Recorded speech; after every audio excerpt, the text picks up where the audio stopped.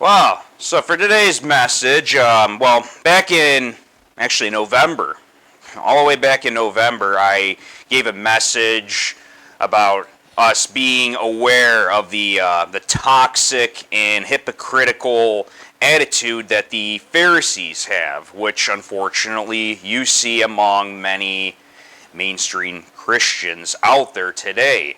You see people who profess they're Christians and don't have the attitude really, and this observance has caused a huge rise in atheism worldwide. Atheists say they cannot believe in God and refuse to believe in God based on the way that their followers act. I mentioned that in my last split sermon, and again, that was all the way back in November. I do encourage you to watch that split sermon if you haven't already. It was just Beware of the Pharisees was the title. And I mentioned during that message that someday atheism will end. And I said that will be my next message. So that brings us to today. The title for today is The End of Atheism. Now, how in the world could atheism end? In this world right now, especially, with it being on the rise, we have seen an increase in anti-God society, especially here in the United States of America.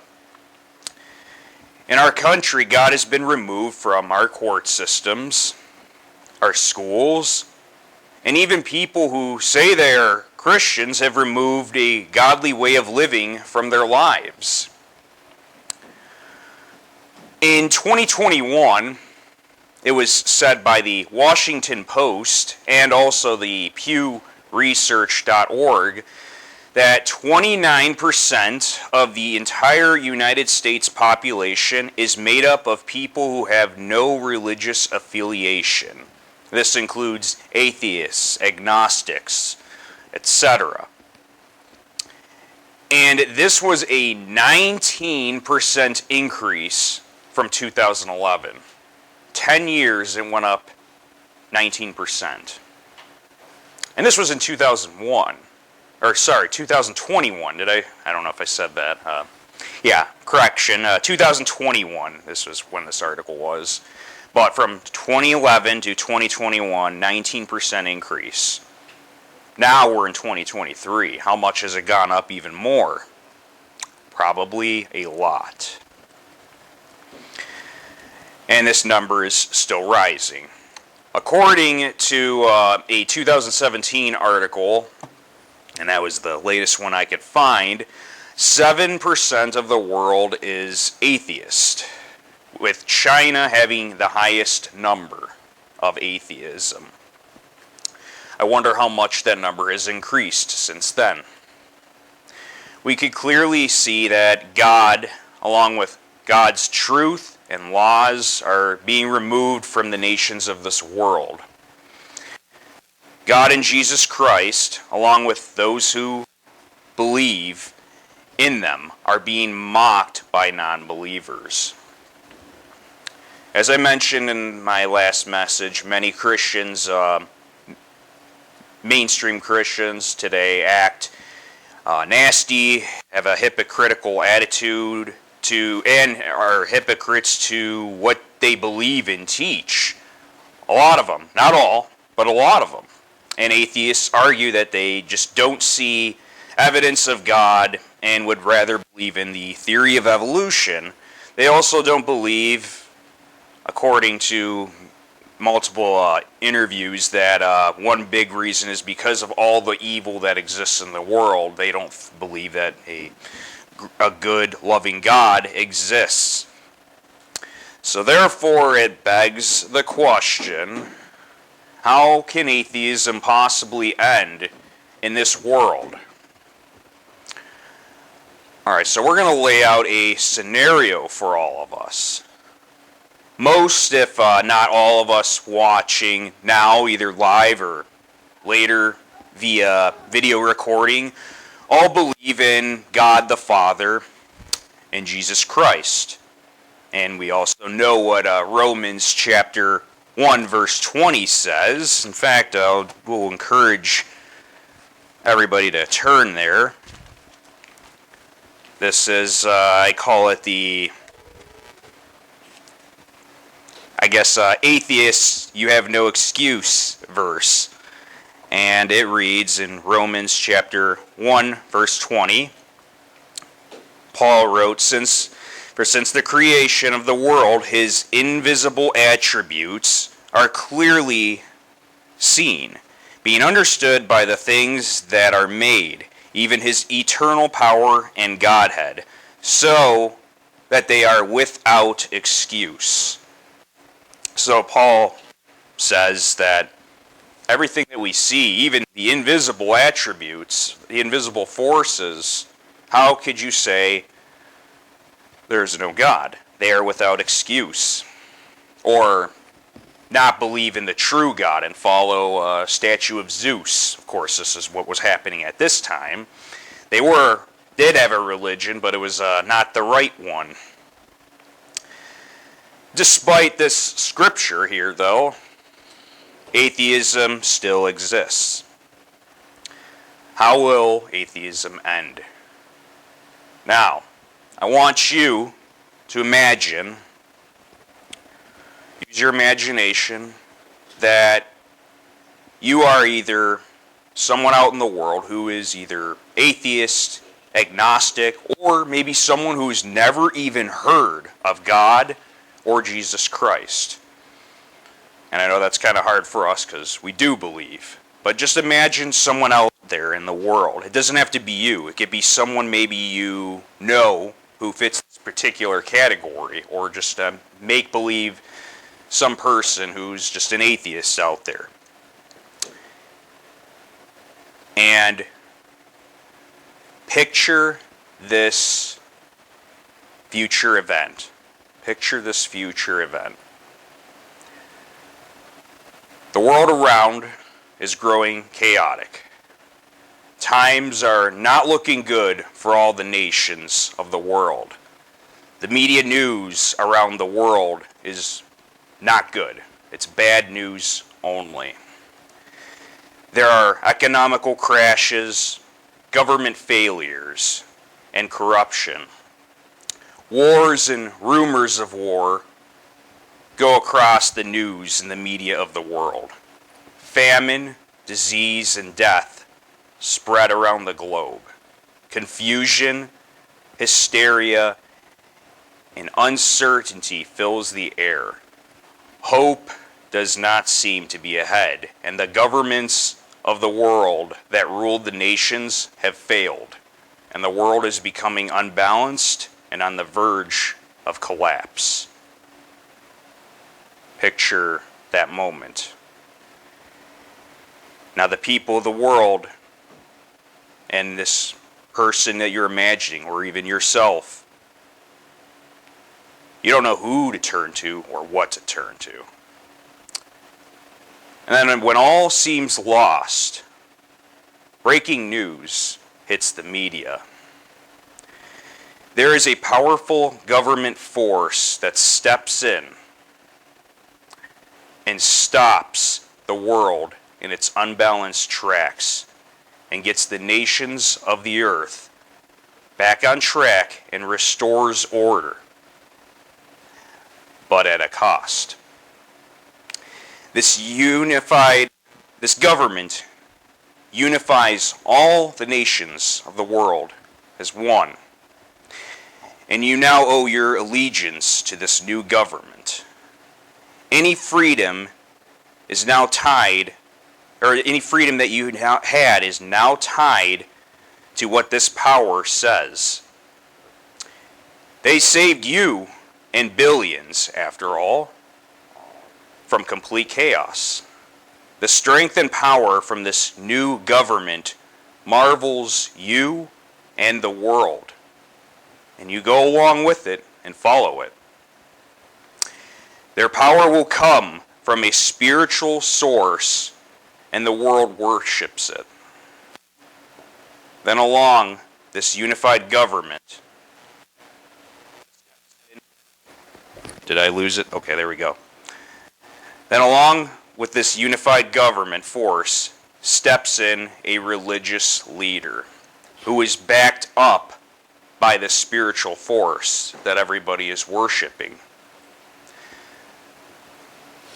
The world is starting to look like it's getting back on track and becoming balanced. The one world government gives power, all power and authority, to this religious leader. And now the media, the news stations, the lights, cameras, and smartphones are on this religious leader at a global conference with tens of hundreds of thousands of people in the crowd and billions watching worldwide. He is powerful, he is charismatic, and he wows the crowd. And then he raises his hand and he calls down a massive plume of fire from the heavens for all to witness. And he starts performing other miracles and signs, supernatural, things that cannot be physically explained. You are now starting to witness. Everybody on the TV is starting to witness this. And then this religious leader tells you to bow down before the government leaders and himself, to worship them, and claims himself to be Christ and God. No CGI, no video editing, live TV audience who even felt the heat from the flames that came down. No machines in the sky to make the flame. This just happened. In this moment, are you still an atheist? This scenario that I just laid out, or something close to it, is going to occur. And our Bible tells of a future time and tells us that these things shall happen. An event that will end atheism. But unfortunately, this unbelief to belief will not be towards the true God. If you know your Bibles, you already know who I'm talking about, or what I'm talking about. But those who maybe don't know, you will turn over to Revelation, chapter 13. Revelation, chapter 13, verses 1 through 15. We're going to read almost the whole chapter, but it is huge, this event that's being laid out before us. And it's going to be similar to what I just read, but this is where it says it. Verse 1 of Revelation 13. Then I stood on the sand of the sea, and this is John envisioning this. He wrote Revelation, the revelation of Jesus Christ. And I saw the beast rising out of the sea, having 7 heads and 10 horns, and on his 10 horns 10 crowns, and on his head a blasphemous name. Now the beast which I saw was like a leopard. His feet were like feet of a bear, and his mouth like the mouth of a lion. The dragon gave him his power, his throne, and great authority. Who's the dragon? Revelation 12:9, just right before the chapter, it says that great dragon was cast out, the serpent of old, called the devil and Satan. There's your clue. Who deceives the whole world. He was cast out to the earth, and his angels were cast out with him. So the dragon, Satan, gives this power this government structure, power. Now let's continue reading. And I saw one of his heads as it had been mortally wounded, and his deadly wound was healed. And all the world marveled and followed the beast. And by the way, as a side note, that wound that was healed, let me just make sure I'm not jumping ahead in my notes first off. I do, but I'll mention it now. There is 10 horns of the fourth beast mentioned in Daniel.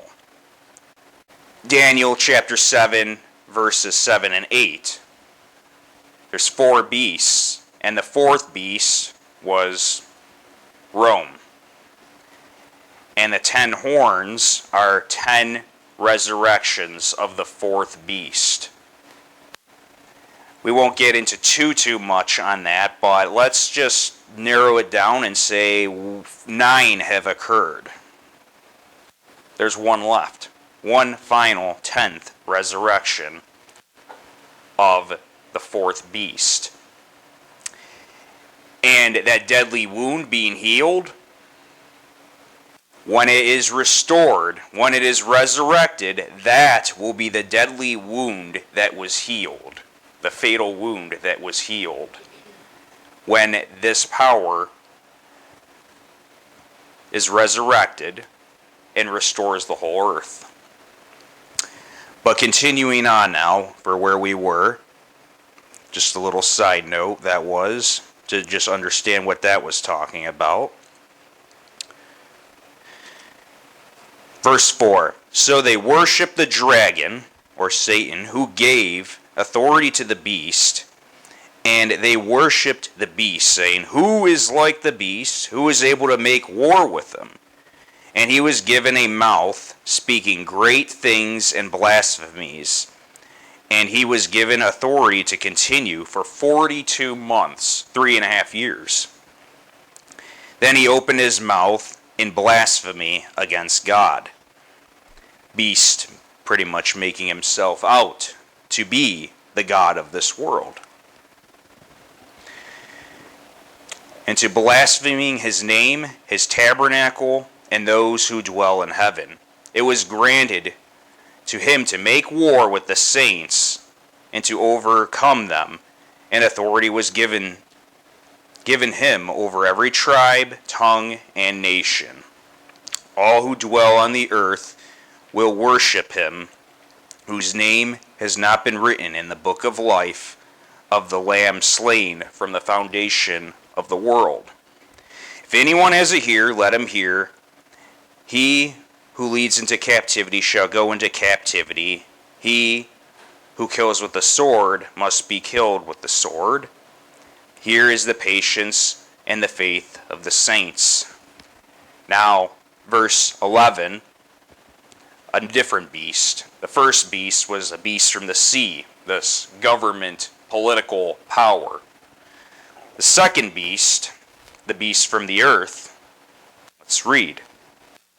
Then I saw another beast coming out of the earth, and he had 2 horns like a lamb and spoke like a dragon. Looks probably good looking, charismatic, but his voice hits you, draws your attention, and speaks very powerfully, and wows the world.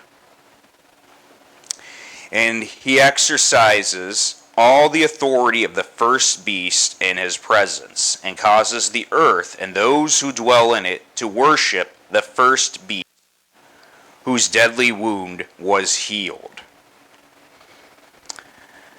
This is that religious leader that we're talking about. And now here's the big stuff coming here now. Verse 13, he performs great signs, so that he even makes fire come down from heaven on the earth in the sight of men. This is going to change everybody everybody's life when they see these miraculous, marvelous signs being performed. This will turn every atheist witnessing away from atheism, because they will see what is happening. Again, this is no video editing or anything like that. This is going to be broadcasted all over the world. And the beast, the political system, will control the media. And whoever controls the media controls the world. And it's going to be broadcasted for the whole world to see. Look at our smartphones. Something happens on the other side of the world, we can know about it in a matter of minutes. That was never able to happen even 20 years ago. Yeah, actually, yeah, even 20 years ago. That would not have been able to happen, but now we're in a different time. Let me continue or finish up here. And then I'll just finish with verse 15, and that was, or verse 14. Let me finish that. Doing signs, yep. Okay, which he was granted to do in the sight of the beast, telling those who dwell on the earth to make an image of the beast who was wounded by the sword and lived. He was granted power to give breath to the image of the beast, that the image of the beast should both speak and cause many, or as many as would not worship the image of the beast, to be killed. And then verses 16 through 18, that talks about the mark of the beast. We're not going to get into that today because that is a whole nother beast of a subject itself, pun intended. But maybe for a different time we will touch on that. But this is more focused on this event changing the world, and atheism will be eradicated.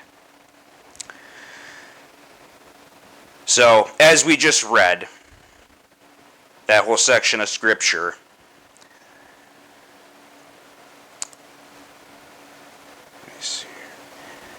you can see that the supernatural signs that will be occurring during this time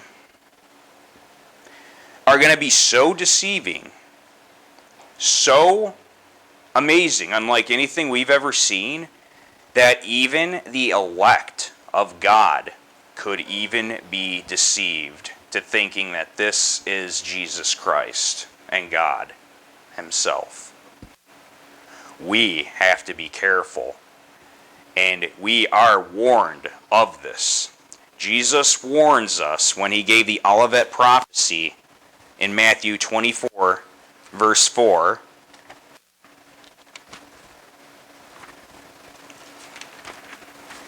Matthew 24, verse 4, the Olivet prophecy. And Jesus answered and said to them, "Take heed that no one deceives you." That's how He starts it off. The first thing He says, because He knows what's coming, and He knew what was going to come even in their own lifetime. But He knew what was going to be coming at the end of the age. And He warns us. And then also in verses 23 through 27, we'll read that while we're in Matthew 24. He elaborates even more. And if anyone says to you, "Look, here is the Christ," or "There," do not believe it. Do not believe it. For false Christs and false prophets will arise and show great signs and wonders to deceive, if possible, even the elect. Even the elect. And that's the true followers of God the Father and Jesus Christ. This will be so deceiving that even if we're not careful, we will fall for this false prophet and the beast's tricks, and we'll go right into their leadership and their religion if we're not careful. Continuing in the rest of the verse, I'll read to verse 27. See, I have told you beforehand. Therefore, if you say, look, he is in the desert, talking about Jesus, do not go out. Or look, he is in the inner rooms, do not believe. For as lightning comes from east and flashes to the west, so also will be the coming of the Son of Man. So, we are warned. We are warned by Jesus. Be careful. False prophets, false Christs will arise. And there will be a big, final false Christ, Antichrist, and he's called multiple names. This second beast, the beast from the sea. If you will, you could turn to 2 Thessalonians chapter 2, verse 3 and 9, or 3 through 9. 2 Thessalonians chapter 3, verse 3 through 9. Just make sure. Okay, yep, I'm on. I thought I was on 1 Thessalonians. All right. But the Lord is faithful, who will establish you and guard you from the evil one. This could be hand in hand from both Satan and the one that he's going to be talking about here. And it probably is both, because both are in allegiance with each other, and the devil will give power to the man who is being versed here, as we will continue to read and find out. Alright. Let no one deceive you. Here we go. That's sounding like what we were talking about. By any means, for that day will not come unless the falling away comes first, and the man of sin is revealed, the son of perdition. He's got multiple names. Who opposes and exalts himself above all that is called God, or that is worshipped, so that he sits as God in the temple of God, showing himself that he is God. Do you not remember that when I was still with you, I told you of these things? And now you know what is restraining, and that he may be revealed in his own time. For the mystery of lawlessness is already at work. Oh, we could see that, can't we, in this world? Only he who now restrains will do so until he, being the son of perdition, it may be capitalized, but they do have a notation down below saying it was or the lowercase he, which that would be more correct. Until he, the son of perdition, is taken out of the way. And then the lawless one will be revealed, whom the Lord will consume with the breath of his mouth and destroy with the brightness of his coming. The coming of the lawless one is according to the works of Satan, with all power, signs, and lying wonders. So this man, this religious leader, the son of perdition, the lawless one, many names he has. The world and almost all atheists, and I say almost all, I can't say every atheist will be turned, because there may be some that will be in complete denial and still refuse to believe, even though they just witnessed all the supernatural events. So I can't say all, because there's probably going to be one or two out there that will still say, well, that was fake, or it was an illusion. It's not real. There are some people out there, but the majority of the atheist community, and there is an atheist community, when I was researching, they have all sorts of different websites for atheists. That'll be gone. This son of perdition, the Antichrist and the beast, will completely remove all unbelief, and the whole world will be deceived and follow them. So this 10th resurrection of the fourth beast, which again I mentioned in Daniel chapter 7 and verse 7 and 8, the 10 horns, the 10 resurrections of that same fourth beast will be back for one terrible rule alongside the beast power will be, of course, the Antichrist. And they will perform and make all the world around them think that this is God. But those, and here's the kind of the interesting thing of this, only the true followers of the one true God we will see through the lies and pompous words being said. And in the world's eyes, we're now going to look like the unbelievers. And we will be persecuted for it. So it's going to be kind of a flip-flop almost.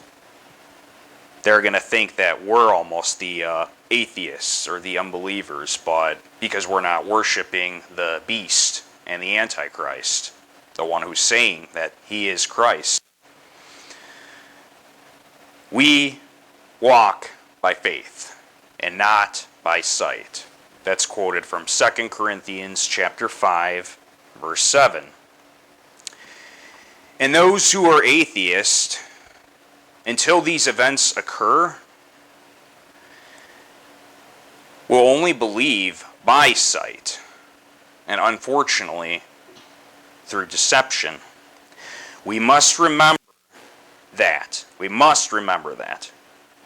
We walk by faith and not by sight, lest we be deceived too. We must hear and we must listen to what is being said by these leaders. This time could happen 10 years from now, 20 years, 30, maybe more. Or it could happen sooner. We don't know. Only God knows. But the way things are turning out in the world, or how things can quickly change in the world, we saw COVID. How quickly the world just stopped and was changed. This could very easily happen in a short amount of time. Things still have to occur for us to be there, but it could happen quick, and we have to be ready. Now, after all this, the beast, does take over the Antichrist. Their rule will fail, and it will. It will fail. And the world will be in an even worse state than it was before the beast and false prophet came to save the day. I say that with quotations because no, they're not going to be doing that. The earth is going to be undergoing some really terrible times once their system fails. Just read Revelations chapter 6 through 9 and the rest of Matthew 24. And there will be death and disaster on a scale unlike ever seen in the last thousands of years. Probably since maybe the time of Noah.